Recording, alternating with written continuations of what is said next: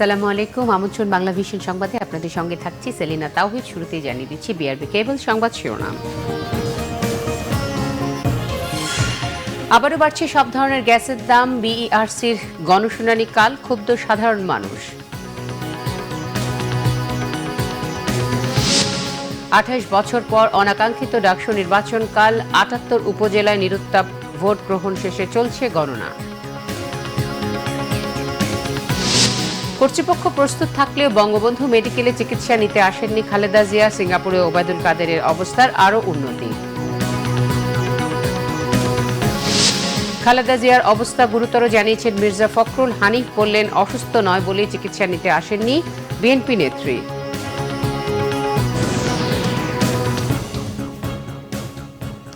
দেখছিলেন বিআরবি কেবল সংবাদ শিরোনাম, এবারে বিস্তারিত। আবারও বাড়ছে সব ধরনের গ্যাসের দাম। কাল থেকে গ্যাসের দাম বাড়ানোর উপর শুনানি করবে Bangladesh energy regulatory commission, BERC. এর আগে সব প্রস্তুতি নিয়েও নির্বাচনের আগে গ্যাসের দাম বাড়ানোর প্রক্রিয়া থেকে সরে আসে তারা। গ্যাস বিতরণ কোম্পানিগুলো গড়ে 66% দাম বাড়ানোর প্রস্তাব দিয়েছে। তবে ভোক্তারা বলছে গ্যাস সংকট না মিটিয়ে দাম বাড়ানো অযৌক্তিক। ভোক্তা অধিকার সংগঠন ক্যাবের মতে একই অর্থ বছরে দুবার গ্যাসের দাম বাড়ানো বেআইনি। রাজধানীর কোথাও কোথাও বাসাবাড়িতে রান্নার সময় চুলায় গ্যাস পাওয়া যায় না। নিরুপায় হয়ে মধ্যরাতে রান্না করতে হয়, নইলে থাকতে হয় দুপুরের পর গ্যাস আসার অপেক্ষায়। গ্যাস বিতরণ কোম্পানিগুলো চায় এক বার্নারের গ্যাসের চুলা 750 টাকা থেকে বাড়িয়ে 1000 টাকা, আর 2 বার্নারের চুলা 800 টাকা থেকে বাড়িয়ে 1200 টাকা করতে। মিটারযুক্ত চুলায় প্রতি ঘনমিটার গ্যাসের দাম 9 টাকা 10 পয়সা থেকে বাড়িয়ে 13 টাকা 65 পয়সা করার প্রস্তাবও দিয়েছে গ্যাস বিতরণ কোম্পানিগুলো। আমরা রান্নাই করতে পারি না, যেখানে রান্না করতে পারি না অনেক সময় হোটেল থেকে কিনে এনে খেতে হয়। তার উপর যদি আমাদের গ্যাস পাচ্ছি না, কিন্তু বিলও দিয়ে যাচ্ছি আমরা প্রতি মাসে, আবার এর মধ্যে আরও বাড়াচ্ছে। তো আমরা গ্যাস পেলে আমরা দিব, কিন্তু গ্যাস না পেলে আমরা অযথা কেন বিল দিয়ে যাব? গ্যাস তো থাকেই না, আমাদের রান্না করে খাইতে পারি না, তার মধ্যে আবার গ্যাসের বিল বাড়াচ্ছে সরকার। এটা কি ঠিক হইতেছে? গ্যাস পাচ্ছি না, গ্যাসের বিল আমাকে দিতে হচ্ছে। হয় আপনারা আমাদেরকে গ্যাস দেন, আর না হলে গ্যাস বন্ধ করে দেন। বিদ্যুৎ কেন্দ্রগুলোর গ্যাসের দাম প্রতি ঘনমিটারে 3 টাকা 16 পয়সা থেকে বাড়িয়ে 7 টাকা 66 পয়সা। সার কারখানায় 2 টাকা 71 পয়সা থেকে বাড়িয়ে 7 টাকা। ক্যাপটিক বিদ্যুৎ কেন্দ্রের ক্ষেত্রে 9 টাকা 62 পয়সা থেকে বাড়িয়ে 15 টাকা 70 পয়সা। শিল্প কারখানায় 7 টাকা 76 পয়সা থেকে 15 টাকা করার প্রস্তাব দিয়েছে তারা। সিএনজির দাম 32 টাকা থেকে বাড়িয়ে 40 টাকা করার প্রস্তাব দিয়েছে কোম্পানিগুলো। ব্যয়বহুল এলএনজি আমদানির কারণে সরকার গ্যাসের দাম বাড়ানোর প্রক্রিয়া শুরু করেছে বলে মনে করেন বিশ্লেষকরা।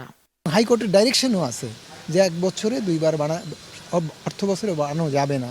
তো তার টেরিফ, বিতরণ কোম্পানির টেরিফ যেটা, সেটা 2018 সালের অক্টোবরের 16 অক্টোবর বাড়ানো হয়েছে। সঞ্চালন কোম্পানির টেরিফ 2018 সালের অক্টোবরে বাড়ানো হয়েছে। সুতরাং এই আইনের আওতায় এইটা মানে দেখা মাত্রই প্রত্যাখ্যানযোগ্য। গ্যাসের দাম বাড়ানো নিয়ে 11 মার্চ থেকে 14 মার্চ পর্যন্ত গণশুনানি চলবে বাংলাদেশ এনার্জি রেগুলেটরি কমিশনে। দীপন দাওয়ান, বাংলা ভিশন, ঢাকা।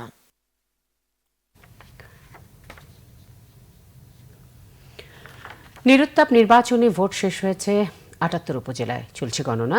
ভোটার উপস্থিতি ছিল খুবই কম। সিরাজগঞ্জে রাতে ব্যালটে সেল মারার অভিযোগে প্রিজাইডিং অফিসার সহ 3 জনকে আটক করা হয়েছে। এছাড়া নানা অনিয়মের অভিযোগে কুড়িগ্রামে 10টি, হবিগঞ্জে 2টি এবং রাজশাহীর একটি কেন্দ্রের ভোট স্থগিত করা হয়। এদিকে প্রথম ধাপের এই নির্বাচনে বিনা প্রতিদ্বন্দ্বিতায় জিতেছেন 29 প্রার্থী।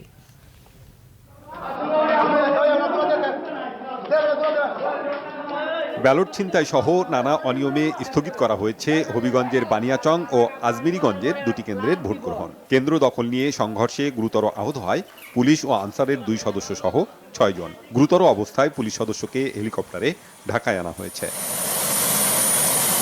প্রথমবারের মতো দলীয় প্রতীকের নির্বাচনে রাজশাহীর 9 উপজেলার 8টিতে ভোট হয়েছে শান্তিপূর্ণ পরিবেশে। তবে ভোটার উপস্থিতি ছিল কম। পরিবেশটা অনেক ভালো, আমি খুব ভালোভাবে ভোট দিয়েছি, শান্তিপূর্ণভাবে ভোট দিয়েছি। পরিবারের সবাই খুব শান্তি শৃঙ্খলভাবে ভোট দিয়েছে, আমার বাবা মা ফ্যামিলি সবাইকে নিয়ে। এদিকে গোদাগাড়ী উপজেলার আল জামিয়াত সালাফিয়া আলিম মাদ্রাসা কেন্দ্রে অনিয়মে সহযোগিতা করায় সহকারী প্রিজাইডিং অফিসার সহ 3 জনকে আটক করা হয়। সিরাজগঞ্জের 7 উপজেলার নির্বাচনে ভোট দেন ভোটাররা। রাতে ব্যালটে সিল মারার অভিযোগে সিরাজগঞ্জ পৌর এলাকার 1 নম্বর ওয়ার্ডের মাহমুদপুর সরকারি প্রাথমিক বিদ্যালয় কেন্দ্রের প্রিজাইডিং অফিসার আনোয়ার হোসেন, সহকারী প্রিজাইডিং অফিসার বেল্লাল হোসেন ও আলিম শেখকে আটক করা হয়েছে। জামালপুরের 456টি কেন্দ্রে ভোট নেওয়া হলেও ভোটার উপস্থিতি ছিল না তেমন।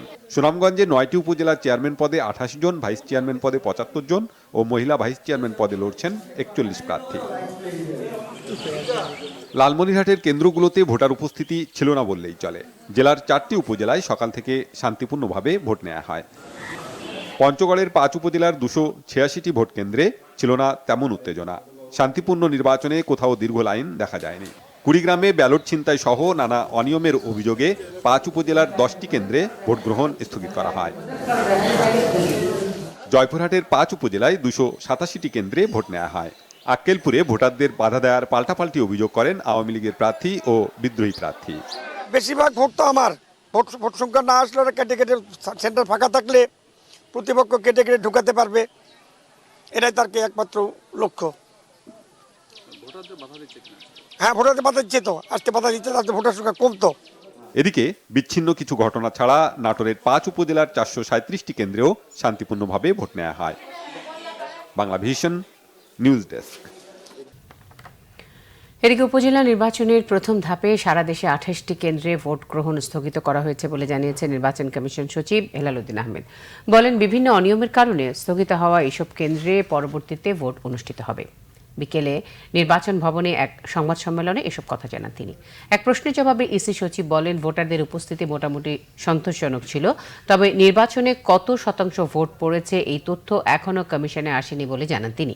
হেলালুদ্দিন আহমেদ বলেন, সিরাজগঞ্জ ও লালমনিরহাটে পাটগ্রামে অনিয়মের অভিযোগে প্রিজাইডিং অফিসার ও সহকারী প্রিজাইডিং অফিসারকে গ্রেফতার করা হয়েছে। এছাড়া বিভিন্ন স্থানে নির্বাচন অনিয়মের সাথে জড়িত থাকায় 10 জনকে বিভিন্ন মেয়াদে শাস্তি দিয়েছে ভ্রাম্যমাণ আদালত। কাল অনুষ্ঠিত হতে যাচ্ছে ঢাকা বিশ্ববিদ্যালয়ের ছাত্র সংসদ ডাকসু নির্বাচন। সকাল 8টা থেকে দুপুর 2টা পর্যন্ত চলবে ভোট। দীর্ঘ 28 বছর পর অনুষ্ঠিত এই নির্বাচনের সব প্রস্তুতি শেষ হয়েছে, যদিও বিরোধী ছাত্র সংগঠনগুলোর অভিযোগ অস্বচ্ছ ব্যালট বাক্সের মতোই ভোট হবে অস্বচ্ছ।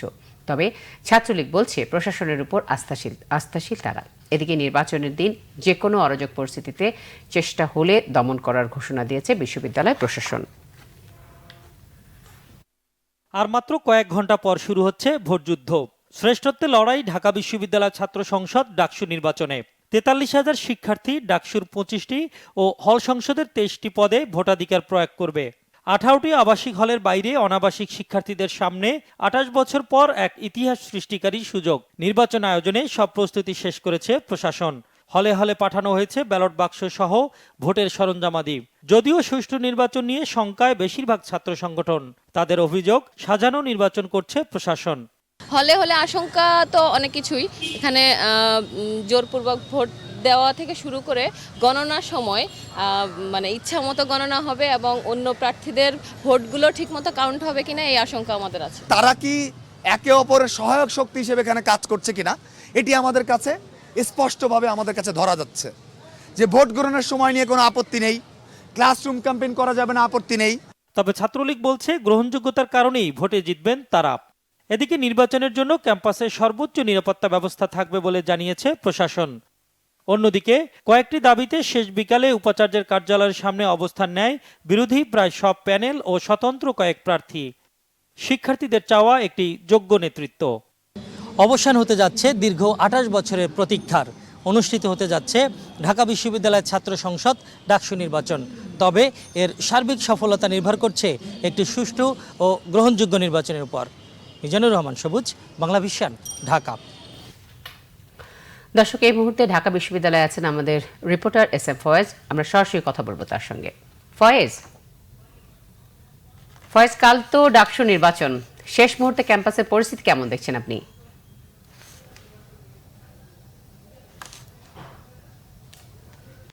জি, আপনি ঠিক বলেছেন।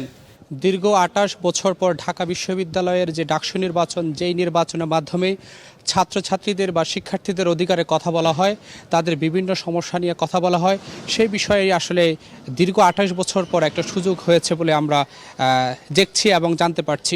আগামীকাল যে নির্বাচনটা হবে সেই নির্বাচন অবাধ, সুষ্ঠু, নিরপেক্ষ হবে এমনটাই দাবি করা হচ্ছে। এরই মধ্যেই ছাত্রদল, প্রগতিশীল ছাত্রজোট, বাম দল বিভিন্ন তাদের কাছ থেকে অভিযোগ করা হয়েছে যে 18টি হল রয়েছে যেখানে আসলে নির্বাচন অনুষ্ঠিত হবে বা ভোট কেন্দ্র বলা হচ্ছে, সেগুলা বলা হচ্ছে যে বহিরাগতদের দখলে নেওয়া হয়েছে এমনটা তারা অভিযোগ করেছে এবং তারা ভিসির বাসভবনের সামনে তারা বিক্ষোভ করেছেন এবং তারা বলেছেন যে বহিরাগত যারা আসলেই এই কেন্দ্র দখলের বিষয়গুলো চেষ্টা করছেন তাদেরকে অভিযানের মাধ্যমে সরিয়ে দেওয়ার বিষয়ে তারা দাবি জানিয়েছেন। যদিও ছাত্রলীগের পক্ষ থেকে বলা হয়েছে এই ধরনের কোনো ঘটনাই ঘটেনি, এই ধরনের কোনো বহিরাগত কেউই ঢাকা বিশ্ববিদ্যালয়ে প্রবেশ করতে পারেনি। আইন শৃঙ্খলা বাহিনীর পক্ষ থেকে বলা হয়েছে পরিবেশ শান্ত রয়েছে, কোনো ধরনের বিশৃঙ্খলা হবে না। আগামীকালকের যে নির্বাচন, সে নির্বাচন অবাধ, সুষ্ঠু, নিরপেক্ষ হবে। কোনো বহিরাগত যদি এই নির্বাচনের কোনো ধরনের বিশৃঙ্খলা সৃষ্টি করতে চায় তাকে কঠোর হাতে দমন করা হবে। ছাত্রলীগের পক্ষ থেকে তারা জানিয়েছেন যে নির্বাচন অবাধ, সুষ্ঠু, নিরপেক্ষ হবে এবং এই নিরপেক্ষ হওয়ার জন্য সব ধরনের সহায়তা করবে তারা প্রশাসনকে। বিশ্ববিদ্যালয় কর্তৃপক্ষ নির্বাচনের জন্য প্রস্তুত। কিছুক্ষণের মধ্যেই আমরা দেখতে পাচ্ছি যে সব হলেই ইতিমধ্যেই ব্যালট বাক্স নেওয়া হয়েছে, এখনও নেওয়া হচ্ছে। তবে এই ব্যালট বাক্স স্বচ্ছ থাকার কথা থাকলেও সেই ব্যালট বাক্সগুলো আসলে টিনের বা স্টিলের করা হয়েছে, এই নিয়েও তারা অভিযোগ করেছেন। এ ছিল আমার কাছে সবশেষ অবস্থা ঢাকা বিশ্ববিদ্যালয় থেকে। ফয়েজ, আপনাকে অনেক ধন্যবাদ। দর্শক, ঢাকা বিশ্ববিদ্যালয় ক্যাম্পাস থেকে ফয়েজ আমাদেরকে সেখানকার শেষ মুহূর্তের প্রস্তুতি সম্পর্কে ধারণা দিলেন। অ্যাডমিরাল পদে পদোন্নতি পেয়েছেন নৌবাহিনী প্রধান আওরঙ্গজেব চৌধুরী। সকালে প্রধানমন্ত্রী শেখ হাসিনার কার্যালয়ে তাঁর উপস্থিতিতে নৌবাহিনী প্রধানকে অ্যাডমিরাল র্যাঙ্ক পরিয়ে দেন সেনাপ্রধান জেনারেল আজিজ আহমেদ ও বিমান বাহিনী প্রধান এয়ার চিফ মার্শাল মাসিউজ্জামান শাহনিয়াবাদ। এ সময় অন্যান্যের মধ্যে আরও উপস্থিত ছিলেন প্রধানমন্ত্রীর নিরাপত্তা উপদেষ্টা অবসরপ্রাপ্ত মেজর জেনারেল তারিক আহমেদ সিদ্দিক, মুখ্য সচিব নজিবুর রহমান, প্রতিরক্ষা সচিব আক্তার হোসেন ভূঁইয়া ও প্রধানমন্ত্রীর সামরিক সচিব মেজর জেনারেল মিয়া মোহাম্মদ জয়নুল আবেদিন।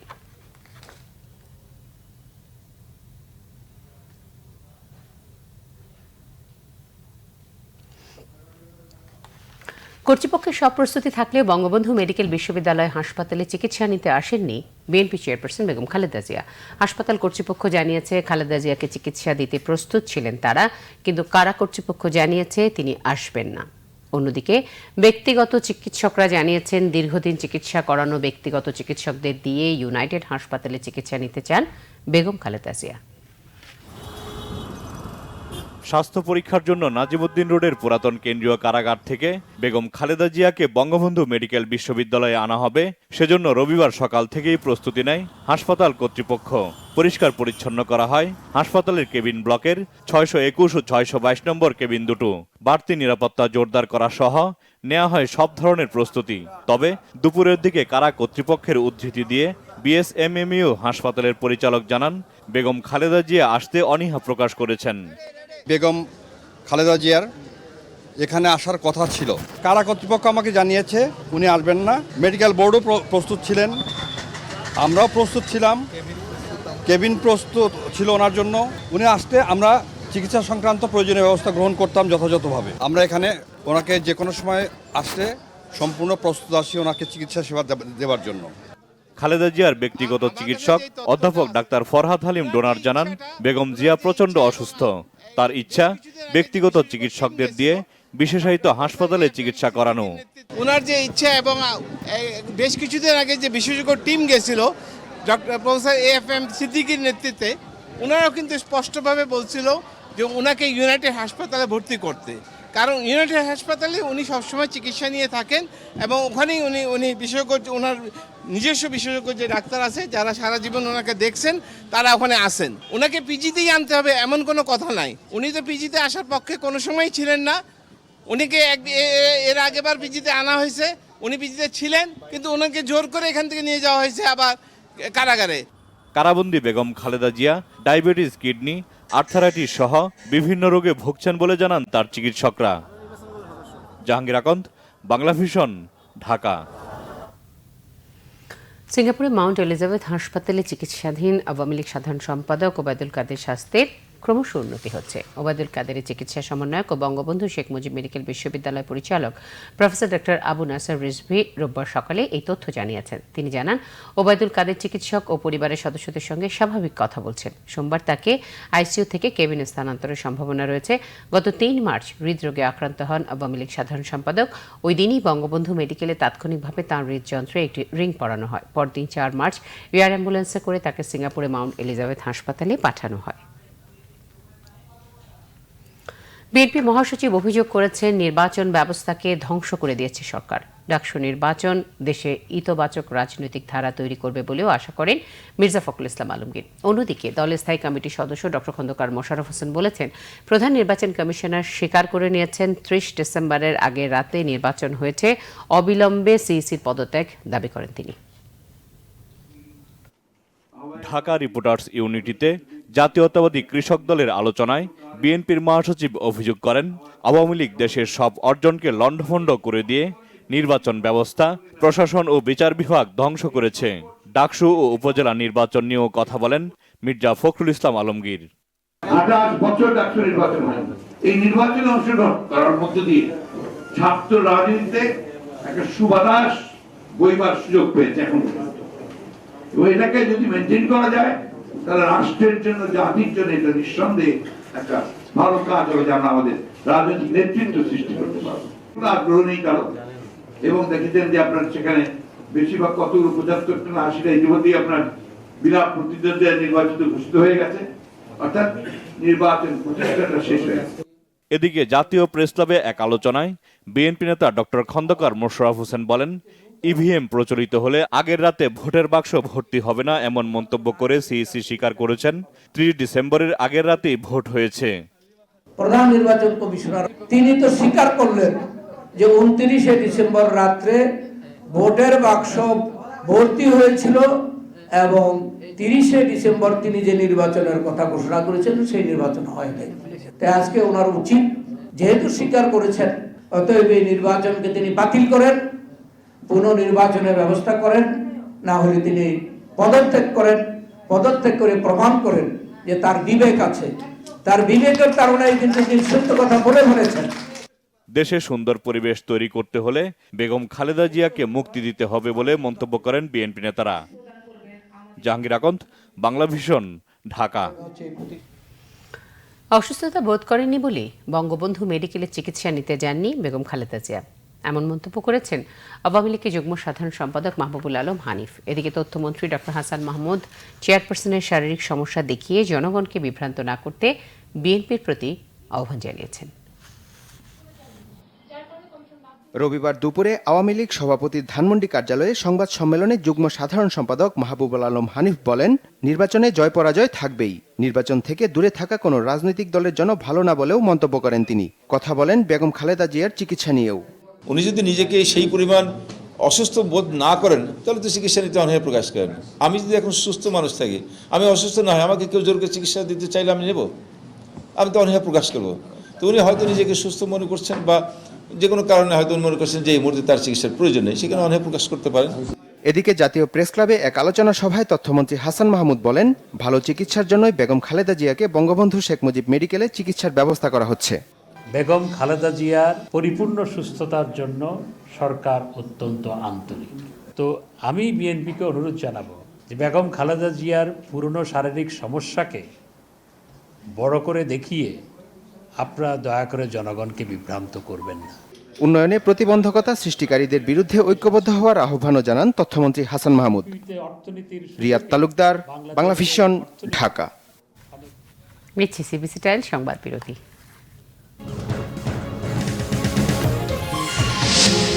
কয়লা ব্যবহারে পরিবেশে বিরূপ প্রভাবের মাত্র ৩% পরিশোধন সম্ভব জানালেন অর্থমন্ত্রী।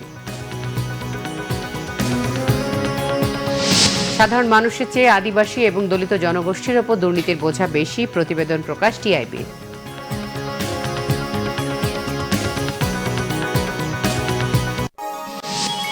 আপনারা দেখছেন বাংলা ভিশন সংবাদ। আবার আমন্ত্রণ বাংলা ভিশন সংবাদে। বিনা কারণে আটক করে টাকা আদায়, কাঁচা বাজারে টাকা না দিয়েই চাল, পেঁয়াজ, রসুন নেয়া, বিনি পয়সায় মিষ্টি খাওয়া, ব্যবসায়ীর আইসক্রিম সহ ফ্রিজার গায়ের জোরে নিজের বাসায় এনে রাখা, এমন গুণের শেষ নেই বরিশালের মেহেদীগঞ্জ থানার ভারপ্রাপ্ত কর্মকর্তা শাহিন খানের। ওই থানায় ওসি হিসেবে দায়িত্ব পালনের 7 মাসের মধ্যেই তিনি নিজের এহেন কর্মকাণ্ডে ক্ষুব্ধ করে তুলেছেন স্থানীয়দের। তবে শাহিন খান নিজের বিরুদ্ধে ওঠা সব অভিযোগকে ভিত্তিহীন বলে দাবি করলেও পুলিশ সুপার জানিয়েছেন তার বিরুদ্ধে তদন্ত চলছে। বরিশালের মেহেদীগঞ্জ থানার ভারপ্রাপ্ত কর্মকর্তা শাহিন খানের বিরুদ্ধে চাঁদাবাজির অভিযোগ দীর্ঘদিনের। কৃষক আব্দুল মোতালেব জমি সংক্রান্ত বিরোধের জেরে তাকে আটক করে পুলিশ। ছাড়া পেতে খরচ হয় 40,000 টাকা। টাকা দিতে হয় ওসি শাহিনকে। আমাদেরকে ধরিয়ে লেগে গেছে সন্ধ্যার সময় নিয়ে, তারা আমাদের থেকে রাত্রে 1টার সময় আমার থেকে 40,000 টাকা নিয়ে এবার আমার ঘরে ছেড়ে দিচ্ছে। শুধু আর্থিক কেলেঙ্কারি নয়, তুচ্ছ কারণে চা দোকানিকে মারধরের অভিযোগও আছে শাহিনের বিরুদ্ধে। প্রায় 12,000 টাকার পদ্মা নিয়েছে, সে এখন পর্যন্ত আমাদের কাছে টাকা দেয় নাই। রাতে ধরে নেয়, সকালে ছেড়ে দেয়, কিন্তু এটা জানতেছি যে টাকার বিনিময়ে ছাড়তেছে। থানার ভারপ্রাপ্ত কর্মকর্তা শাহিন খানের এমন সব আচরণে ক্ষুব্ধ এলাকাবাসী। ওসি সাহেব প্রায় আমাদের এখানে আসে দোকান তো চা বিস্কুট খাইটায় দোকানদার গোটা পয়সা দেয় না। শাহিন খানের জ্বালায় মেহেন্দিগঞ্জবাসী অতিষ্ঠ। আমাদের কাছে অনেক অভিযোগ, এ থেকে মুক্তি চায় মেহেন্দিগঞ্জবাসী। গ্রামগঞ্জের মানুষ আমরা কোনো দিক দিশা পাচ্ছি না, ওনার ভয়ে আসলে আমরা আতঙ্কিত ভাই। যথারীতি সব অভিযোগকে ভিত্তিহীন দাবি করেছেন মেহেন্দিগঞ্জ থানার ওসি। অভিযোগগুলো আমার নাম আনছে, একটারও সত্যতা পাইলে আমার সিনিয়র অফিসার আছে, ঊর্ধ্বতন কর্তৃপক্ষ আছে, যেভাবে আমাদের প্রসিডিউর তা আছে ডিপার্টমেন্টের প্রসিডিউর। কিন্তু পুলিশ সুপার জানালেন সব অভিযোগ আমলে নিয়ে বিভাগীয় তদন্ত চালানো হচ্ছে শাহিনের বিরুদ্ধে। তদন্ত করে দেখা যায় যে তার বিরুদ্ধে অভিযোগের প্রমাণিত হয়েছে, তার বিরুদ্ধে আমরা কঠোর ব্যবস্থা নেব। আমাদের 2-1 পুলিশ সদস্যের কুকর্মের ভাগ আমাদের পুলিশ ডিপার্টমেন্ট আমার নেবে না, আমরা কেউই নেব না। এর আগে ভোলা ও বরিশালের বেতাগী থানা সহ শাহিন খান যেসব থানায় দায়িত্ব পালন করেছেন সেখানেও তার বিরুদ্ধে পাওয়া গেছে একই রকম অভিযোগ। এসএম ফয়েজ, বাংলা ভিশন, ঢাকা। অর্থমন্ত্রী আহমদ মুস্তফা কামাল বলেছেন, কয়লা ব্যবহারে পরিবেশের উপর পড়া বিরূপ প্রভাবের মাত্র 3% পরিশোধন করা সম্ভব হয়। তাই কয়লার মতো জীবাশ্ম জ্বালানির পরিবর্তে দ্রুত নবায়নযোগ্য পরিবেশ বান্ধব জ্বালানি ব্যবহার বাড়ানো দরকার। অন্যদিকে প্রধানমন্ত্রী জ্বালানি উপদেষ্টা তৌফিক এলাহি চৌধুরী মতে বাংলাদেশের জন্য কয়লার বদলে এখনই ব্যয়বহুল নবায়নযোগ্য জ্বালানি ব্যবহার ঠিক হবে না। রাজধানীতে শুরু হওয়া ক্লিন এনার্জি সম্মেলনে তারা এসব কথা বলেন। ক্লিন এনার্জি সম্মেলনে অর্থমন্ত্রী আরও বলেছেন, এমন কোনো প্রযুক্তি এখনও আবিষ্কারই হয়নি যা দিয়ে কয়লার ক্ষতি 3% বেশি কমানো যায়। উল্লেখ্য, রামপালে কয়লাভিত্তিক বিদ্যুৎ কেন্দ্র নিয়ে বিতর্ক উঠলে সরকারের তরফ থেকে জানানো হয়েছিল কয়লার ছাই ও বর্জ্য পরিশোধনের এমন প্রযুক্তি যেখানে ব্যবহার করা হবে সে সুন্দরবন ও পরিবেশের কোনো ক্ষতি হবে না। সাধারণ মানুষের চেয়ে আদিবাসী এবং দলিত জনগোষ্ঠীর উপর দুর্নীতির বোঝা বেশি বলছে ট্রান্সপারেন্সি ইন্টারন্যাশনাল বাংলাদেশ টিআইবি। বাংলাদেশের আদিবাসী ও দলিত জনগোষ্ঠী নিয়ে এক গবেষণা প্রতিবেদন প্রকাশ উপলক্ষে সংবাদ সম্মেলনে এই তথ্য জানান টিআইবি নির্বাহী পরিচালক ডক্টর ইফতেখারুজ্জামান। সমতলের আদিবাসী ও প্রায় 15টির মতো দলিত জনগোষ্ঠীর উপর টিআইবির গবেষণায় বলা হয়েছে, স্কুলে ভর্তি থেকে শুরু করে জীবনের যে কোনো ক্ষেত্রে অধিকারের ক্ষেত্রে বৈষম্যের শিকার তারা, এমনকি ভোটের অধিকার থেকেও বঞ্চিত। নিজেদের অধিকার আদায়ের চেষ্টা করে মামলায় পড়েছেন অনেকে। সমাজে অচ্যুত হিসাবে অবহেলার পাশাপাশি দলিতরা হাসপাতালে চিকিৎসা সেবাও পায় না ঠিকমতো। চিকিৎসা পেতে অনেক সময় পিছিয়ে পড়া এইসব জনগোষ্ঠীকে 20 থেকে 30,000 টাকা পর্যন্ত ঘুষ দিতে হয়। স্কুলের শিক্ষাবৃত্তির ক্ষেত্রে 200 থেকে 300 টাকা, সামাজিক নিরাপত্তা যেমন বয়স্ক ভাতা, বিধবা ভাতা সহ অন্যান্য ক্ষেত্রে 500 থেকে 400 টাকা পর্যন্ত ঘুষ দিতে হয়। ডক্টর ইফতেখার মনে করেন, সংবিধানের সবার সামনে সমান অধিকার এবং বর্তমান সরকারের অন্তর্ভুক্তিমূলক উন্নয়নের ওয়াদা পূরণ করতে আদিবাসী ও দলিত জনগোষ্ঠীকে ন্যায্য পাওনা বুঝিয়ে দিতে হবে। নিচে আবারও সিবিসি টাইল সংবাদ বিরতি। ইথিওপিয়ার আদিস আবাবায় যাত্রীবাহী বিমান বিধ্বস্ত, 157 আরোহীর সবাই নিহত।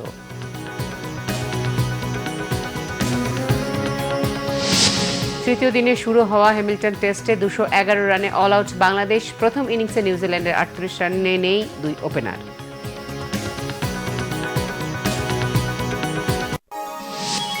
আপনারা দেখছেন বাংলা ভিশন সংবাদ। বাংলা ভিশন সংবাদ দেখছিলেন। এবার আমিন জুয়েলার্স আন্তর্জাতিক সংবাদ।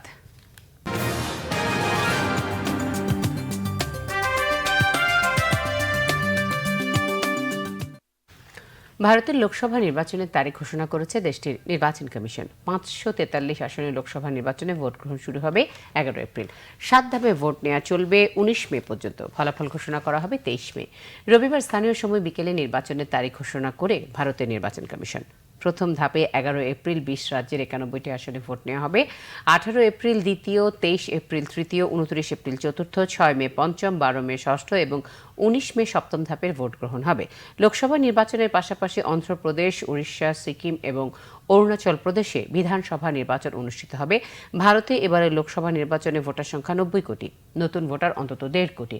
চলতি বছরের 3 জুন শেষ হবে বর্তমান লোকসভার মেয়াদ। 2014 সালে বিপুল সংখ্যাগরিষ্ঠতা পেয়ে ক্ষমতায় আসে নরেন্দ্র মোদীর দল ভারতীয় জনতা পার্টি বিজেপি। ইথিওপিয়ার রাজধানী আদিস আবাবায় একটি যাত্রীবাহী বিমান বিধ্বস্ত, নিহত হয়েছে 157 আরোহীর সবাই। বিমানটিতে 149 জন যাত্রী ও 8 ক্রু ছিল। নিহতদের মধ্যে 32 জন কেনিয়ার এবং 17 জন ইথিওপিয়ার নাগরিক। রবিবার স্থানীয় সময় সকাল 9:15টার দিকে কেনিয়ার নাইরোবির উদ্দেশ্যে আদিস আবাবার বলে আন্তর্জাতিক বিমানবন্দর ছেড়ে যায় ইথিওপিয়ার 737 বিমানটি। তবে উড্ডয়নের মাত্র 6 মিনিটের মাথায় আদিস আবাবা থেকে 7 কিলোমিটার দূরে এটি বিধ্বস্ত হয়। কী কারণে বিমানটি বিধ্বস্ত হয়েছে তা এখনও জানা যায়নি। দুর্ঘটনায় হতাহতদের প্রতি শোক জানিয়েছেন ইথিওপিয়ার প্রধানমন্ত্রী আবিই আহমেদ। এর আগে 2010 সালে ইথিওপিয়ার একটি বিমান বিধ্বস্ত হয়ে নিহত হয়েছিল 7 ক্রু সহ 90 আরোহী। আবারও বাড়ছে সব ধরনের গ্যাসের দাম। বিইআরসির গণশুনানি কাল, ক্ষুব্ধ সাধারণ মানুষ। 28 বছর পর আকাঙ্ক্ষিত ডাকসু নির্বাচন কাল। 78 উপজেলায় নিরুত্তাপ ভোট গ্রহণ শেষে চলছে গণনা। কর্তৃপক্ষ প্রস্তুত থাকলেও বঙ্গবন্ধু মেডিকেলে চিকিৎসা নিতে আসেননি খালেদা জিয়া। সিঙ্গাপুরে ওবায়দুল কাদেরের অবস্থার আরও উন্নতি। খালেদা জিয়ার অবস্থা গুরুতর জানিয়েছেন মির্জা ফখরুল। হানিফ বললেন, অসুস্থ নয় বলেই চিকিৎসা নিতে আসেননি বিএনপির নেত্রী।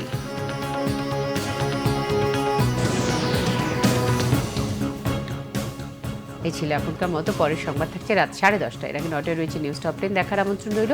এছাড়া ফেসবুকে বাংলাভিশন সংবাদ সরাসরি দেখতে লগ ইন করতে পারেন facebook.com/বাংলাভিশনে। সঙ্গে থাকায় ধন্যবাদ সবাইকে।